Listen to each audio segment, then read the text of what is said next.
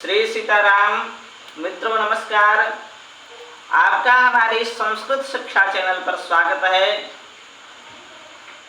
मित्रों, हमारे कुछ छात्रों ने यह अनुरोध किया था कि लघु सिद्धांत कौमुदी का ऑनलाइन प्रशिक्षण प्रारंभ हो, तो इधर व्यस्तता के कारण हो नहीं पाया।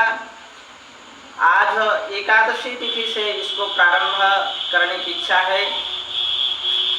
तो सबसे पहले हम यह समझने का प्रयास करेंगे कि लघु सिद्धांत कौमुदी का पढ़ना क्यों आवश्यक है और लघु सिद्धांत कौमुदी को पढ़ने में क्या क्या कठिनाई आती हैं। तो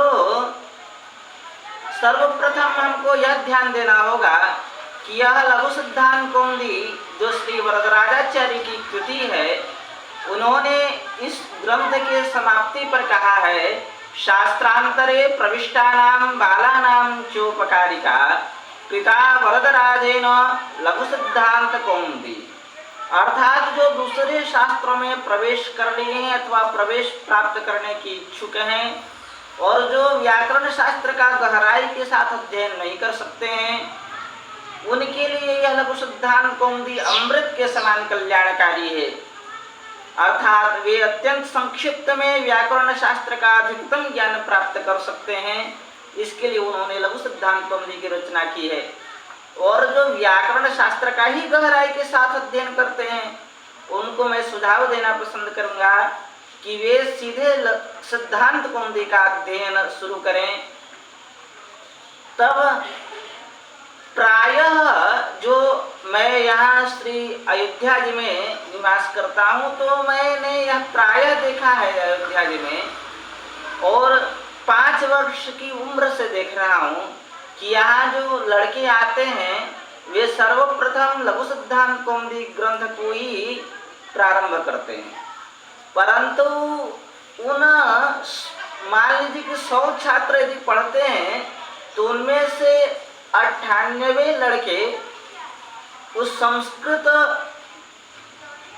शास्त्र के प्रवेशिका इस लघु सिद्धांत कौमुदी को पढ़ना त्याग देते हैं। ऐसा क्यों होता है? क्योंकि हमारे जो पढ़ाने वाले अध्यापक गण हैं, वे इस बात पर ध्यान नहीं देते कि वह छात्र अभी अपने घर से आया है और उसने संस्कृत का भी ककाहारा तक नहीं जाना, और आप उसको लघु सिद्धांत कौमुदी पकड़ा रहे हैं।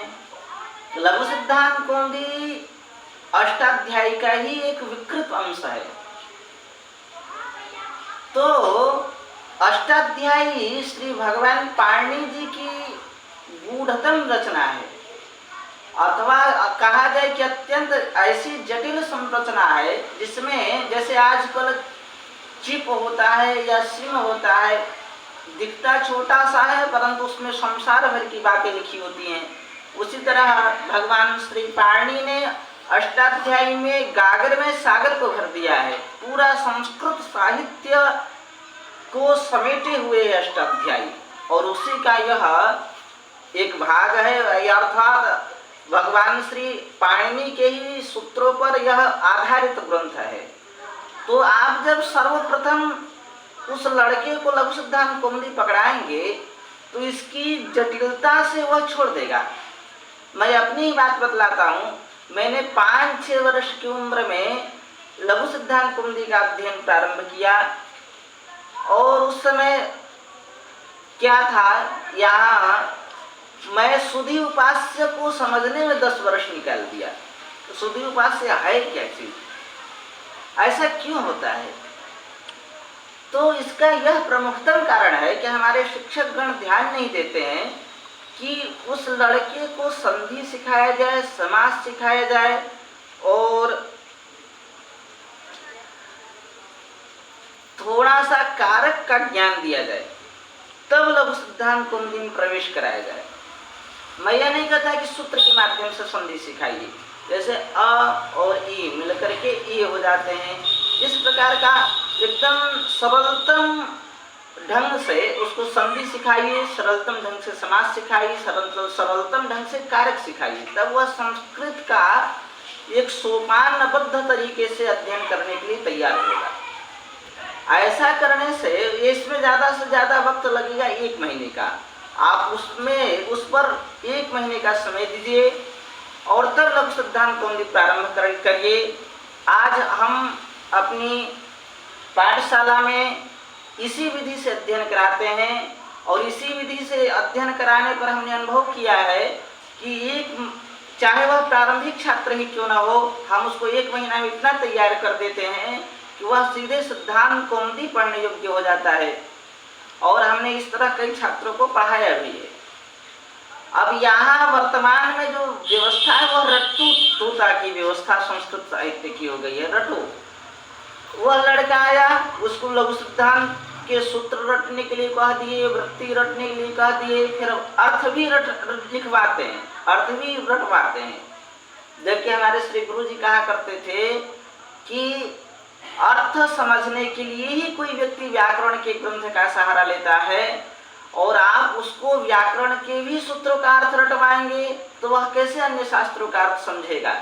इसलिए ठीक है, जितना काम है उतना आप रटिए, अष्टाध्याय के सूत्रों को रटिए, परंतु वृत्ति और अर्थ को रटना हमारे समझ से आज की दुनिया में जब व्यक्ति को सब कुछ सीखना है, एक ही ग्रंथ सीखने से कार्य नहीं चल सकता है, ऐसे समय में वृत्ति और अर्थ रटना एक मूर्खता से कम बात नहीं है।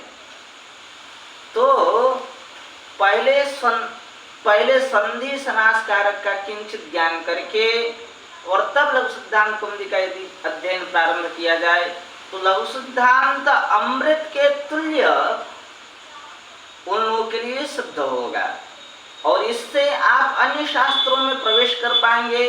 जब लघु सिद्धांत कौमुदी के सूत्रों का आप अर्थ निकालना सीखेंगे कि कौन सी विभक्ति है, कहाँ से अनुवृत्ति आ रही है, कौन सा कारक है, कौन सा संधि है, कौन सा समास है, तो आप अन्य शास्त्रों में, शास्त्रों का जैसे भागवत है, रामायण इत्यादि है, के भी अर्थ निकाल सकते हैं।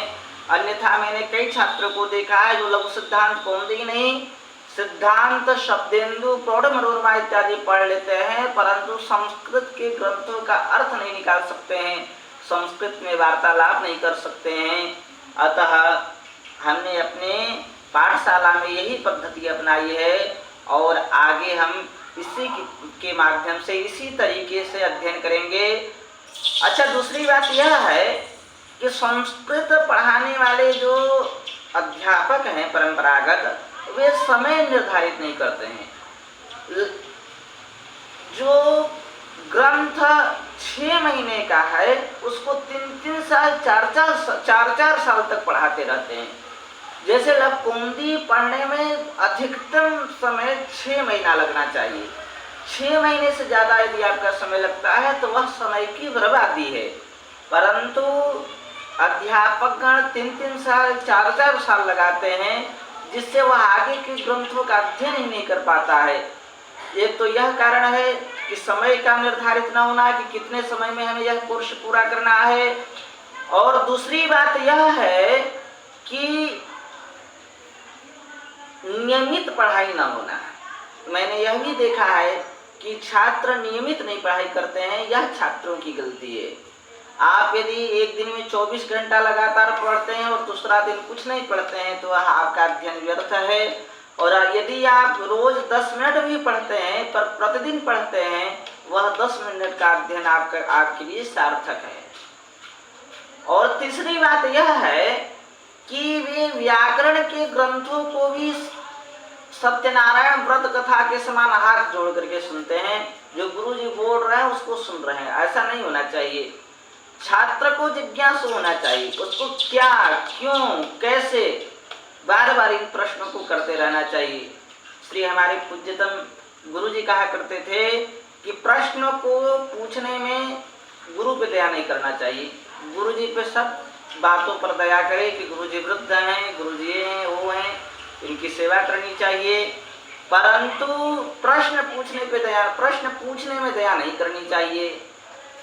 तो जिज्ञासु होकर के छात्र को अध्ययन करना चाहिए। इससे उनका कम से कम समय में वे अधिक से अधिकतम ज्ञान प्राप्त कर सकते हैं।